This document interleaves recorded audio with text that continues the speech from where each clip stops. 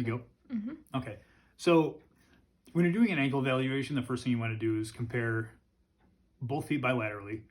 This way you can see, you have a baseline to test with and see if there's any swelling, any ecchymosis, any discoloration, any edema, any sort of bony abnormalities. You also want to check the athlete's arches. You also want to take a look at their shoes too. Just take a look at the back of them, see if there's any sort of abnormal walking patterns that they might have. So as you want to go through with your observation, you want to make sure that there's no swelling, any bony deformities, anything that you can see. So next, when you go through palpations, you want to start off with the tibial tuberosity, and you want to palpate down both the tibia and fibula sides. Make sure you're palpating with a purpose.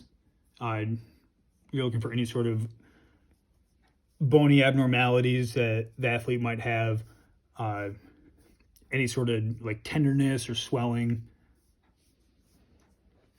So as you get down to the ankle, when you palpate medially, you're going to palpate the medial malleolus.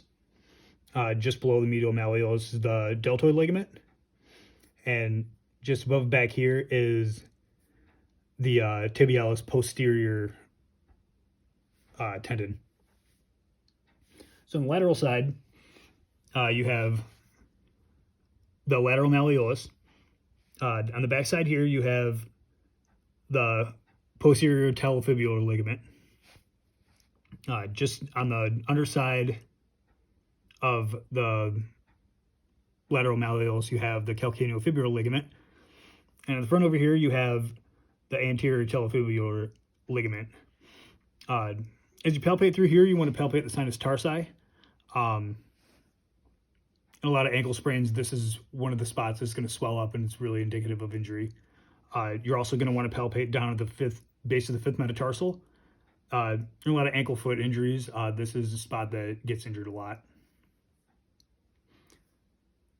So after you've gone through your palpations, you're going to want to move on to range of motion.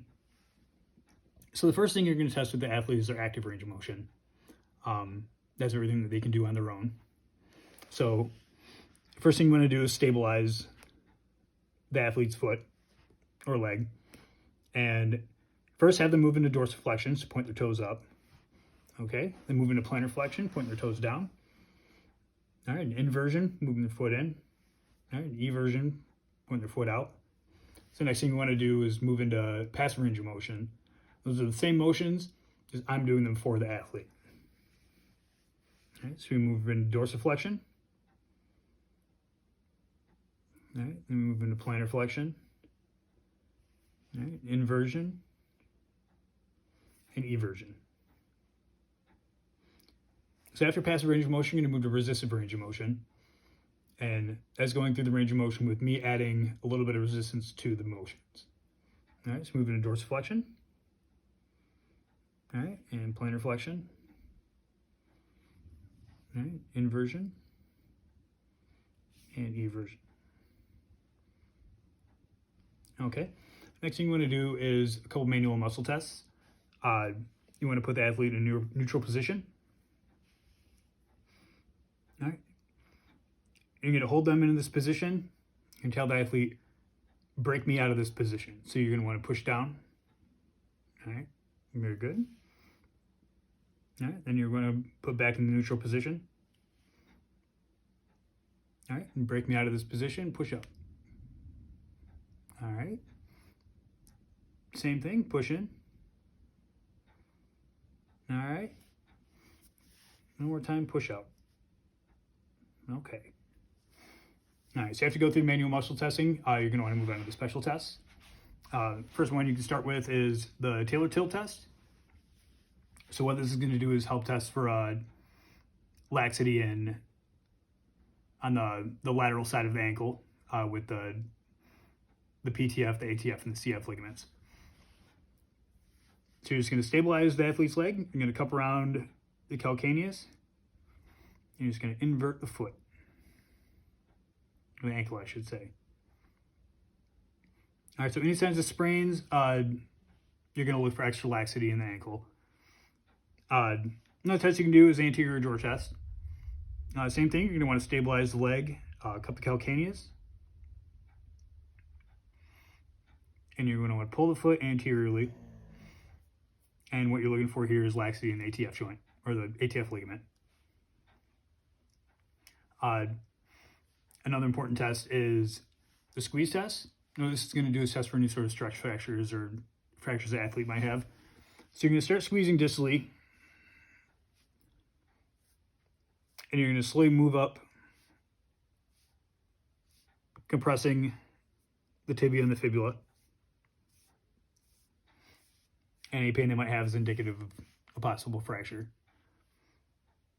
or also a high ankle sprain, syndesmotic ankle sprain.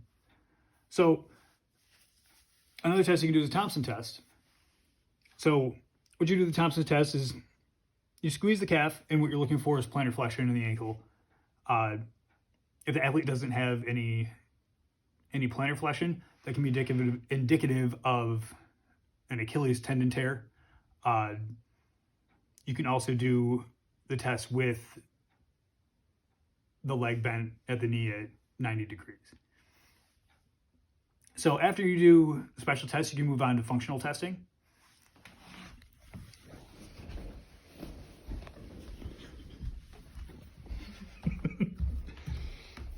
Okay, so you can have the athlete take some steps forward, just walk and look at their gait. All right, and come back.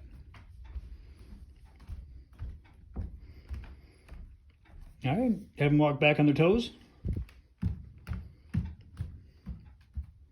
All right, come back on your heels.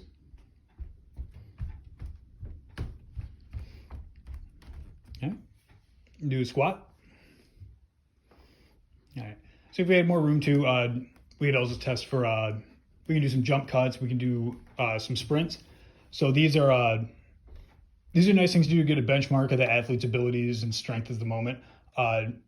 You can use these to help create a better return to play protocol for injury.